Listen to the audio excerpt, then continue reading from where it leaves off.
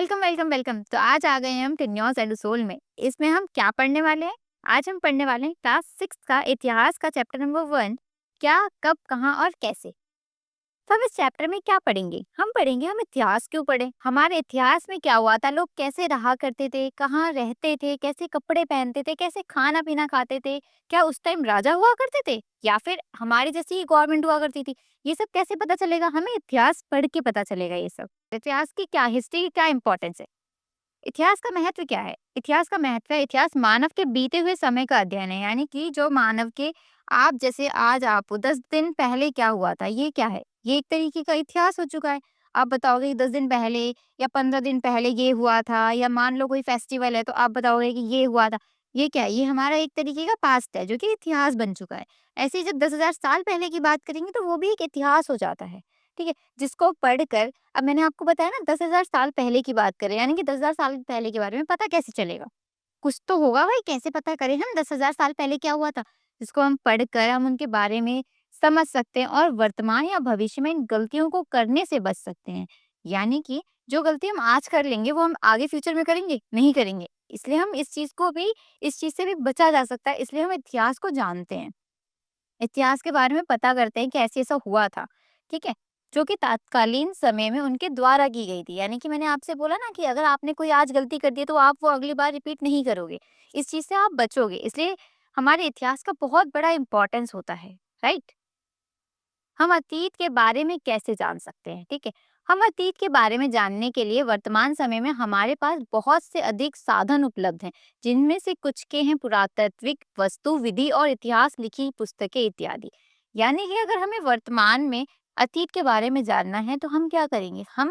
हमारे पास कोई ऐसा तो इंसान है नहीं कि जो 10,000 साल पहले का जिंदा हो कि वो हमें बता दे कि ऐसा ऐसा हुआ था। मतलब हमारे यहाँ पर ये वाला पेड़ 10,000 साल पुराना है, हमें कैसे पता? हम कैसे मान लें? हम तो नहीं मान सकते, हमारे पास कोई प्रूफ नहीं है। तो हम क्या करेंगे? तो हमें या तो हमारी किसी पुस्तकों में लिखा होगा, ठीक है? या फिर पुरातात्विक यानी कि आर्कियोलॉजिस्ट लोग ये बताएँगे कि हमारे पास ये चीज़ें एविडेंस है, ये 10,000 साल पहले पुरानी थी, ठीक है?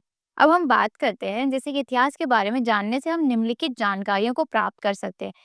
जैसे कि हम बहुत सारी जानकारियाँ पता लगा सकते हैं इतिहास के बारे में, ठीक है? जैसे कि लोग कहाँ रहते थे, किस तरह अपना जीवन यापन करते थे, किस तरह उनका दिनचर्या था, यानी कि वो पूरे दिन में वो क्या-क्या काम करते थे, वो कैसे कपड़े पहनते थे। इसकी मदद से हम उस समय के समाज के अलग विभिन्न विभिन्न तबकों, शिकारी, पशुपालक, शासक, शिल्पकार, पुरोहित इत्यादि के बारे में भी जानकारी प्राप्त कर सकते हैं। यानी कि हम क्या कर सकते हैं, हम ये पता लगा सकते हैं कि लोग कैसे रहते थे, देखो इसमें कैसे कपड़े पहनते थे, किस तरीके से वो इंसान बने, ये भी हम इतिहास से पता लगा सकते हैं। क्या वो जानवर पालते थे कि नहीं पालते थे? या फिर वो कोई शिल्पकार थे, डिज़ाइनिंग करते थे या शिकारी करते थे? ये सब चीज़ें हम अतीत के बारे में जान सकते हैं, अतीत को पढ़ के, या फिर कुछ एक एविडेंस मिला हो, कोई चीज़ हमें मिली हो जिससे हम पता लगा सकें। हम बात करने जा रहे हैं सभ्यता के आरंभ में लोग कहाँ रहते थे। सभ्यता की शुरुआत से लोग गुफाओं और नदी के किनारे रहने लगे। फिर लोग प्राय समूह में रहते थे, यानी कि ग्रुप में रहते थे, ताकि विपरीत समय में एक दूसरे की सहायता कर सकें। यानी कि हम बात करें, अगर हम स्टार्टिंग की बात करें कि सभ्यता की स्टार्टिंग में लोग कहाँ रहते थे, तो हम बताते हैं या तो वो लोग गुफाओं में रहते थे और नदी के किनारे रहते थे। नदी के किनारे क्यों रहते थे? ताकि उन्हें पानी जल्दी मिल सके, क्योंकि जीने के लिए पानी बहुत ज़रूरी है। ठीक है? और जो लोग शिकारी करते हैं, शिकार करते हैं, तो इससे क्या होता है, जब जानवरों को प्यास लगती थी तो वो पानी पीने नदी के पास आते थे। तो वो क्या करते थे, जब वो नदी के पास आते थे तो उन पे अटैक कर देते थे, वो जानवर मर जाते थे। इसी बहाने उनको खाना और पानी दोनों मिल जाता था। इसलिए भी लोग नदी के पास रहा करते थे। और लोग हमेशा समूह में रहते थे, यानी कि ग्रुप में रहते थे, ताकि एक दूसरे की हेल्प कर सके। कई लाख वर्ष पहले लोग नर्मदा नदी के तट पर रहा करते थे। सबसे पहले कहाँ रहते थे लोग? नर्मदा नदी के तट पर रहते थे। यहाँ रहने वाले लोगों में कुछ लोग परिपक्व शिकारी संग्राहक थे, यानी कि वो पूरी तरीके से जानवरों पर ही डिपेंड थे, यानी कि वो शिकार करेंगे तो ही खाना खाएंगे, वरना वो कुछ नहीं खा सकते थे। क्योंकि उस टाइम उन्हें फल सब्जियों की नॉलेज नहीं थी, उनको जानकारी नहीं थी कि वो ये सब खा सकते हैं, ठीक है? जो कि यहाँ के प्राकृतिक संसाधनों जैसे फल, जड़ और जंगलों के अन्य उत्पादों को संग्रहण करते थे, और वो इन्हें भी बचा के रखते थे, जैसे कि वो यूज़ भी करते थे, यानी कि फल जो खाते थे। अब जैसे कोई आम का पेड़ है, आम कब आता है? गर्मियों में आता है। पूरे साल अगर हम उसका पेड़ ही काट देंगे तो फिर अगले साल पर हम आम कैसे खाएँगे? इसलिए वो क्या करते थे, ऐसे पेड़ों को भी वो सेव करके रखते थे, ताकि वो अपने आगे भी उसे यूज़ कर सकें। ये लोग जानवरों का शिकार भी करते थे। मैंने बताया ना, कुछ प्रसिद्ध सभ्यताओं में हड़प्पा, मेसोपोटामिया आदि काफी प्रसिद्ध फेमस सभ्यताएं हैं। ठीक है। बहुत समय तक लोग नर्मदा नदी के तट पर रहा करते थे। वे लोग यहाँ रहकर यहाँ के संपदाओं का संरक्षण करते थे तथा वो शिकार भी करते थे। ठीक है। वो वहाँ पे जहाँ भी रहते थे, वहाँ पे वो रह के उस चीज़ों का यूज़ भी करते थे, सेव भी करते थे उस चीज़ों को, और वो शिकार भी करते थे। हालाँकि ये लोग यहाँ हमेशा नहीं रहते थे और समय-समय पर अपना स्थान बदलते रहते थे। यानी कि वो लोग अगर हमेशा एक ही जगह पर रहेंगे तो वहाँ का खाना-पानी खत्म हो जाएगा ना। तो अगर खाना-पानी खत्म हो जाएगा तो फिर वो क्या करेंगे? फिर वो कहीं और जाएँगे। इसलिए वो अपनी-अपनी जगह पे, जैसे ये बता रहे हैं कि यहाँ पर एक जगह वो लोग नहीं रहते थे, समय-समय पर अपना स्थान बदलते रहते थे। उत्तर पश्चिम में स्थित सुलेमान एवं किरथार पहाड़ियों पर भी लोग रहते थे। यानी कि उत्तर पश्चिम की, यानी कि साउथ ईस्ट की में देखा गया कि सुलेमान एवं किरथार पहाड़ियों पर भी लोग रहते थे। यहाँ लोग 8,000 वर्ष पहले रहा करते थे। यानी कि 8,000 साल पहले की बात करें, यहाँ लोग 8,000 साल पहले रहते थे। लोगों के द्वारा सबसे पहले यहाँ गेहूं व जौ की फसल उपजाई गई। अगर मैं बात करूँ सबसे पहले कौन कौन सी फसल उगाई गई, तो गेहूं और जौ की फसल उगाई गई, 8,000 साल पहले उगाई गई। इन्हीं के समय से स्थायी जीवन का आरंभ होने लगा। यानी स्थायी मतलब होता है कि एक जगह ही रह के अपने जीवन यापन करना। जैसे हम अपने घर में एक जगह ही रह रहे हैं ना, हम कहीं भी घूमने फिरने जाते हैं, वापस अपने घर में आ जाते हैं। तो हम क्या है, एक स्थायी जीवन कई, हमारा एक स्थायी घर है वो। ठीक है। क्योंकि इन लोगों ने खेती की शुरुआत कर दी थी, इसी के साथ ये लोग गाय, भेड़, बकरी व बैल भी पालते थे। तो इन्होंने सबसे पहले जो 8,000 साल पहले पाई गई थी, जहाँ यहाँ पे देखा गया है लोगों ने गेहूँ जौ उगाए, जो कि सबसे पहले उगाए, वहाँ पे लोग स्थायी रहने लग गए और ये लोग खेती भी करने लग गए थे। और इन्होंने गाय, भैंस, बैल, बकरी, भेड़ ये सब भी पालने लग गए थे। ठीक है। इनके एक स्थान पर रहने के कारण ही गाँव का निर्माण भी शुरू हो गया था। अब एक स्थान पे बहुत सारे लोग रहेंगे तो वो एक तरीके का गाँव बन गया था। इसलिए गाँव का निर्माण भी इनके टाइम पे शुरू हो गया था। पूर्वोत्तर की गांडों और मध्य भारत की विंध्य पहाड़ों पर धान की खेती शुरू करने का श्रेय इन्हीं लोगों का जाता है। इन्होंने गेहूं और जौ तो उगाए ही उगाए, उसके बाद इन्होंने धान की खेती भी शुरू करी थी, जो कि विंध्य पहाड़ों पर की थी। ठीक है। सिंधु और इसकी सहायक नदियों के आसपास शुरुआती नगरों का विकास, यानी कि अगर हम सिंधु नदी के नगरों की शुरुआत की बात करें तो वो लगभग 4700 वर्ष पूर्व का माना जाता है। यानी कि इतने साल पहले यहाँ पे सिंधु नदी के पास लोग रहा करते थे। 8,000 साल पहले लोग कहाँ रहते थे? नर्मदा नदी के तट पर रहते थे। और सिंधु नदी के तट पर कब रहते थे लोग? 4700 साल पहले। गंगा व सोन नदी के किनारे भी शुरुआती नगरों का विकास लगभग 2500 साल पहले से शुरू हुआ। मतलब माना जाता है कि लोग 2500 साल पहले से गंगा और सोन नदी के पास रहते थे। कुछ नगर सोन नदी के किनारे भी विकसित हुए। जब लोग रहेंगे तो वो नगर बन जाएगा ना, एक रहेगा, फिर 2 रहेंगे, फिर 10 लोग रहेंगे, तो वो एक तरीके का नगर बन जाएगा। तो कुछ नगर सोन नदी के किनारे भी विकसित हुए और कुछ का विकास समुद्री तट का आस-पास भी हुआ था। यानी कि समुद्री तट के आस-पास भी उसका विकास हुआ था। कुछ जो शहर थे, लोग यहाँ भी रहते थे, यानी कि नगर जो थे, वो समुद्री तट के आस-पास भी लोग रहा करते थे, ये भी नोटिस किया गया है। इसके आस-पास के क्षेत्र को प्राचीन समय में मगध के नाम से जाना जाता था, जो कि सोन नदी हो गई, गंगा नदी हो गई, इसके आस-पास जितने भी क्षेत्र थे, वो मगध के नाम से जाने जाते थे पहले। ठीक है? जो कि अपने समय का बहुत शक्तिशाली साम्राज्य था। यानी कि बहुत पावरफुल साम्राज्य था, इसके राजा भी काफ़ी शक्तिशाली थे। मगध का कोई राजा का नाम बताओ अगर आपको पता हो तो? सिंधु नदी और इसकी सहायक नदियाँ। सिंधु नदी और इसकी सहायक नदियाँ वो होती हैं जो बहुत सारी नदियाँ जो एक नदी में आके मिल जाती हैं, उसे हम सहायक नदियाँ कहते हैं। ठीक है? सिंधु नदी के सहायक नदियों की बात की जाए तो इसकी 7 सहायक नदियाँ हैं। इसमें सतलुज, ब्यास, रावी, चेनाब, झेलम, चेनाब आदि नदियाँ इसमें मिलती हैं। काबुल नदी काबुल नदी अफ़गानिस्तान से पाकिस्तान को छोड़कर बाकी सारी नदी भारत से पाकिस्तान जाती है। यानी कि काबुल नदी है जो अफ़गानिस्तान से पाकिस्तान आती है, वरना बाकी सारी नदी भारत से पाकिस्तान जाती है। यात्राएँ लोग यात्राएँ क्यों करते हैं? अगर मैं बात करूँ कि आप घूमने क्यों जाते हो? तो आप बोलोगे मैम मुझे घूमना पसंद है, यहाँ पे लोग अच्छा रहता है इसलिए मैं जाता हूँ, यहाँ ठंडी ज़्यादा पड़ती है, यहाँ गर्मी ज़्यादा पड़ती है, यहाँ खाना अच्छा मिलता है, यहाँ कपड़े अच्छे मिलते हैं, इसलिए हम दूसरे दूसरे स्थान जाते थे। जैसे कि एक जगह पे लोग रहते थे तो वहाँ पे क्या होता था, वहाँ के साधन खाने-पीने के खत्म हो जाते थे तो लोग दूसरी जगह चले जाते थे। इसके अलावा मानव मन की जिज्ञासा, यानी कि कुछ नए वस्तुओं की खोजने की तलाश में, नए अवसरों की तलाश में, शिकार के लिए लोग जाते थे, खाने के लिए लोग जाते थे, व्यापार के लिए लोग जाते थे। ठीक है? लोग घूमने के लिए भी जाते थे। हालाँकि प्राचीन समय की यात्राएँ बहुत ही बाधापूर्ण होती थी क्योंकि हमारी तरह मेन रोड तो बने नहीं थे, ना ही हमारे उस टाइम पे लोगों के पास कार थी, साइकिल थी, मोटरसाइकिल थी। लोगों को पैदल चल के कितनी-कितनी दूर तक का सफ़र करना पड़ता था। ठीक है? परंतु समय के साथ यात्रा के साधन और सुविधाओं में भी सुधार होता चला गया। अब धीरे-धीरे क्या हुआ, धीरे-धीरे सुधार भी होते गए। अब लोग एक ही रास्ते से जाएँगे तो उस रास्ते पे क्या होगा, वहाँ के पेड़ कट जाएँगे, वहाँ के पहाड़ों पे से रास्ता बन जाएगा। तो इससे क्या हुआ, उनको यात्रा करने में बहुत कम परेशानी आने लगी। तिथियों का क्या मतलब है, यानी कि हम बात करें डेट्स जो डेट होती है, डेट का क्या मीनिंग है, ठीक है? जिस प्रकार से आज तिथियों की गणना होती है, पुराने समय में प्राय इस प्रकार से तिथियों का हिसाब नहीं रखा जाता था। जैसे आज 10 तारीख है, 20 तारीख है, तुम अगर मैं बात करूँ कि किसी का डेट ऑफ बर्थ 10 मार्च का है, तो वो कहेगा हाँ, 10 मार्च पिछले साल 10 मार्च का है, या किसी का 10 साल पहले 10 मार्च का, तो ये डेट हो गई। लेकिन पहले के टाइम पे ऐसी कोई डेट नहीं होती थी। आजकल तिथियों की गणना ईसाई प्रवर्तक ईसा मसीह के जन्म के बाद के वर्ष से होती है। अर्थात जब हम कहते हैं कि सन 2000 चल रहा है, तो इसका अर्थ होता है कि इस ईसा मसीह के जन्म के 2000 वर्ष, यानी कि ईसा मसीह के जन्म के 2000 वर्ष के बाद की बात कर रहे हैं। ईसा मसीह के जन्म के पूर्व वर्षों के प्राय ईसा पूर्व के रूप से में जाना जाता था। इसमें हम जितना पीछे जाते जाएँ, वर्षों की संख्या उतनी ही बढ़ती जाएगी। जैसे कि ये देखो, जैसे हम जितना पीछे जाते जाएँ ना, जैसे कि मान लो 2000 ईसा मसीह के जन्म से पहले की बात करें तो 500 और 523 ईसा मसीह के अगर जन्म से पहले बात करते हैं ना, तो ऐसे कहीं देखा होगा आपने 523 लिखा होता है, ये डेट बढ़ गई, ठीक है? उसके बाद यहाँ पे लिखा होगा 429, तो ये क्या हो गई, डेट बढ़ गई ना, ये ईसा मसीह के जन्म से पहले की बात है, एक एग्जाम्पल दे रही हूँ मैं।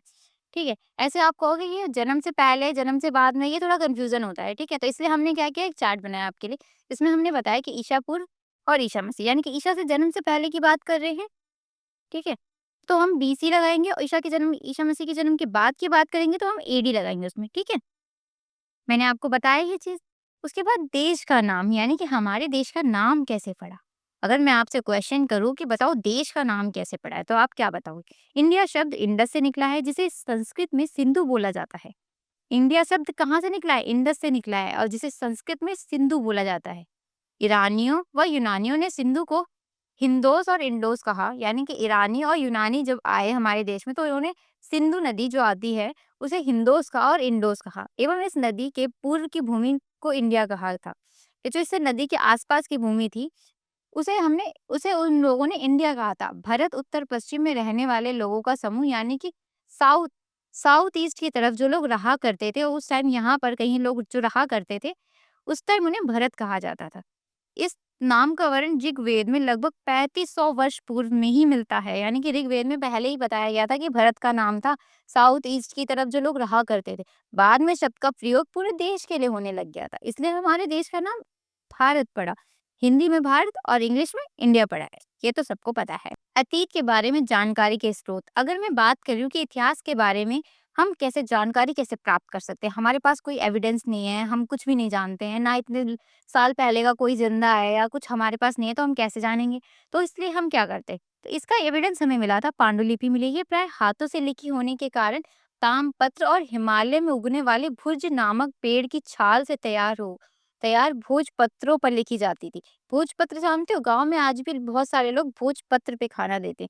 जैसे खाना देने वाले जो पत्ते होते हैं ना, उसी तरीके के एक भुर्ज नामक पेड़ था, उसकी छाल जो होती है, ठीक है, उसपे लिखे जाते थे और भोजपत्रों पे कुछ लिखा जाता था। इसमें राजा के जीवन, औषधि, विज्ञान आदि की बातें लिखी जाती थी। यानी कि राजा के जीवन में राजा ने कैसा जीवन यापन किया, राजा अपनी जनता से क्या करता था, राजा के कितने बच्चे थे, राजा ने कितनी जगह लड़ाई करी थी, क्या-क्या जीता था, राजा की कितनी रानियाँ थी, ये सब चीज़ें अपने राजा लिखवाते थे। और औषधि, यानी कि जो मेडिसिन्स वगैरह होती थी, ये लिखवाई जाती थी।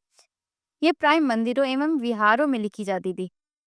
इनकी भाषा सबसे पहले संस्कृत और प्राकृत होती थी, ठीक है? अगर हम बात करें पांडुलिपि किस-किस भाषा में लिखी जाती थी, तो वो लिखी जाती थी संस्कृत और प्राकृत में। प्राकृत भाषा का प्रयोग आम लोगों के द्वारा किया जाता था, जो कि संस्कृत जो है वो पंडित लोग बोला करते थे, ठीक है? कठोर से अभिलेख रिकॉर्ड की बात करते हैं हम, तो इस प्रकार के लेख पत्थर और धातु जैसे किसी कठोर सतह पर लिखे जाते थे। यानी कि कठोर सतह पे इसलिए लिखे जाते ताकि वो आगे चलने वाले टाइम तक रह सके। अगर हम पत्तों पे अगर आज हम कोई चीज लिखते हैं, पत्ता सूख जाएगा, खराब हो जाएगा। लेकिन अगर हम अपनी दीवारों पे कुछ लिखवाते हैं तो वो क्या करता है, 10 साल तक भी लिखा रह जाता है। ठीक है, अगर हम उसे पेंट नहीं करवाएं, अगर आप कहोगे कि पेंट करवा दिया, नहीं नहीं, ऐसी बात नहीं करें। अगर हम दीवारों पे लिखते हैं ना, तो वो काफी टाइम तक रह जाता है। ऐसे ही वो लोग क्या करते थे, पत्थरों पे लिखवाते थे। शासक और अन्य महत्वपूर्ण लोग इस प्रकार के लेखों को छपवाते थे, यानी कि जो राजा होगा वही छपवाएगा। आम लोगों के पास तो इतना पैसा नहीं था कि वो अपने बारे में लिखवा सके। ठीक है, ताकि लोग उनके द्वारा बनाया नियमों को देख व पढ़ सके और इसका पालन कर सके। क्यों लिखवाया जाता था? क्योंकि लोग उसे देख सके, उसे पढ़ सके। पढ़ना तो देखो हर किसी को नहीं आता था, बहुत कम लोग जानते थे उस टाइम पे पढ़ाई। लेकिन जो लोग जानते थे वो बाकियों को बता देते थे।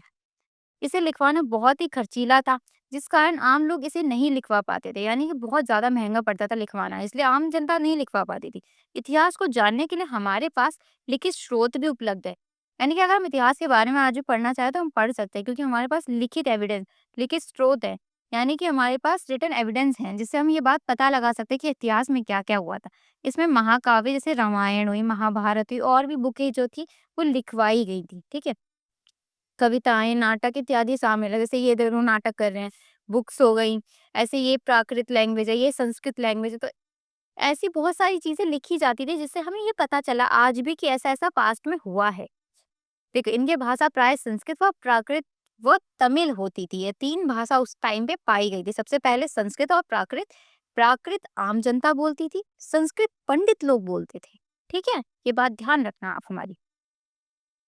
पुरातात्विक साक्ष्य, आर्कियोलॉजिकल एविडेंस, ठीक है, इस प्रकार के अवशेषों में पत्थर, ईट के बने इमारतों, चित्रों व मूर्तियों, तत्कालीन समय में इस्तेमाल किए जाने वाले बर्तनों, मूर्तियां, आभूषण, सिक्कों व खिलौने तथा मानव और अन्य जीव जंतुओं की हड्डियों के अवशेष आदि आते हैं, जिसका अध्ययन करके हम तत्कालीन समय के बारे में पता लगा सकते हैं। यानी कि मैंने आपको बताया ना, आर्कियोलॉजिकल एविडेंस कैसे पता लगाओगे। अब पुराने टाइम का मान लो किसी के पास हाथ का ब्रेसलेट है, ठीक है, अब वो कैसे बताएगा कि वो बहुत पुराना है?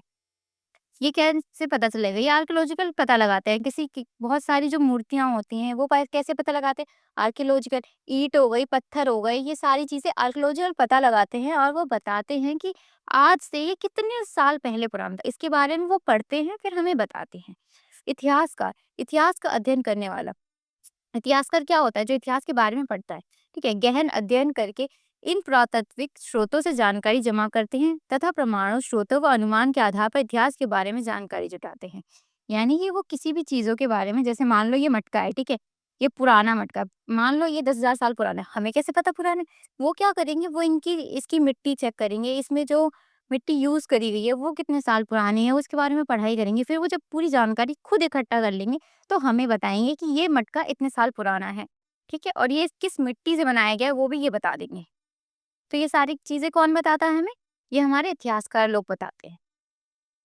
पुरातात्विक यानी कि आर्कियोलॉजिस्ट, ये वही लोग होते हैं जो तात्कालीन समय की वस्तुओं व इमारतों के अवशेष का अध्ययन करके तत्कालीन समय के बारे में जानकारी जुटाते हैं। यानी कि जो पास से मिली हुई चीज़ों की जानकारियाँ इकट्ठा करते हैं। जैसे देखो ये मैडम क्या कर रही हैं, ये मटके में चाहिए ये कुछ, देखो मटका ने चेक कर रही हैं कि कब का है, कब का नहीं है। ये देखो लोग पढ़ रहे हैं, ये पढ़ेंगे, बताएँगे, फिर खुद से कन्फर्म कर लेंगे कि हाँ, ये चीज़ें इतनी पुरानी थी, ये ऐसे हुआ होता था, ये था, तो फिर ये हमें बताते हैं। ये आर्कियोलॉजिस्ट का काम होता है। अतीत एक या अनेक, से सबके अलग-अलग अतीत होते हैं, तो एक भी हो सकता है और बहुत सारे भी हो सकते हैं, ठीक है? प्राचीन समय में भारत उपमहाद्वीपों में बहुत से समुदाय के लोग रहते थे, यानी कि बहुत सारे तरीके के लोग रहते थे। कोई राजा था, तो कोई आम जनता था, ठीक है? जिनके लिए जीवन के आयाम व जीवन शैली अलग-अलग थी। उदाहरण के लिए राजा-महाराजा का जीवन आम जनता के जीवन से बहुत अलग था। मैंने आपको बताया ना, राजा तो भाई अच्छे से कपड़े पहनेगा, महँगे-महँगे कपड़े पहनेगा, घूमने-फिरने जाएगा, अपनी फैमिली के साथ लड़ाई करेगा, शिकार करेगा, बहुत सारी चीज़ें करेगा। लेकिन आम जनता नहीं कर सकती, क्योंकि आम जनता के पास इतना पैसा नहीं है कि वो अच्छे कपड़े पहने, अच्छे से रहे। लेकिन राजा के पास तो पैसा है ना कि वो अच्छे से कपड़े पहन सकता है, अच्छे से रह सकता है, ठीक है? इसी के कारण राजा महाराजा और अन्य शक्तिशाली वर्ग अपने कार्यों और अन्य उपलब्धियों का लेखा जोखा रखते थे, जबकि आम लोग इस प्रकार के खर्चीले होने के कारण अपना लेखा जोखा नहीं रखते थे, जिसके कारण हम इन लोगों के बारे में नहीं जान पाते थे। भाई जो बुकों में एविडेंस लिखा है वो तो भाई राजाओं ने लिखा, कोई भी इंसान अपनी बुराई थोड़ी करेगा। तो इसलिए राजा अपनी-अपनी चीज़ें लिखते थे, जो उन्हें अच्छा लगता था, जो उन्हें समझ आता था। लेकिन आम जनता के पास इतने पैसे नहीं थे कि जो अपने बारे में आगे की फ्यूचर की चीज़ें लिख सके, मतलब पास्ट की चीज़ें लिख सके या उनके साथ क्या बीत रहा है वो लिख सके। इसलिए जो हमारे पास एविडेंस मिले हैं वो राजाओं के लेखा-जोखा हैं। आम जनता के बारे में हमें कुछ नहीं पता कि वो लोग कैसे रहा करते थे। ठीक है? महत्वपूर्ण तिथियां यानी कि इम्पोर्टेंट डेट्स। कृषि का आरंभ कब हुआ? मैंने आपको बताया था ना, 8000 साल पहले हुआ। सिंधु सभ्यता के प्रथम नगर 4700 वर्ष पहले बने थे। गंगा नदी के गंगा नदी के पास लोग कब से रहने शुरू हो गए? 2500 वर्ष पहले। तो ये सब चीजें आपको याद करनी है। तो कैसे लगा आज आपको चैप्टर, ये मुझे जरूर बताइएगा। ठीक है, थैंक यू सो मच। आज आपका ये चैप्टर खत्म हो गया है।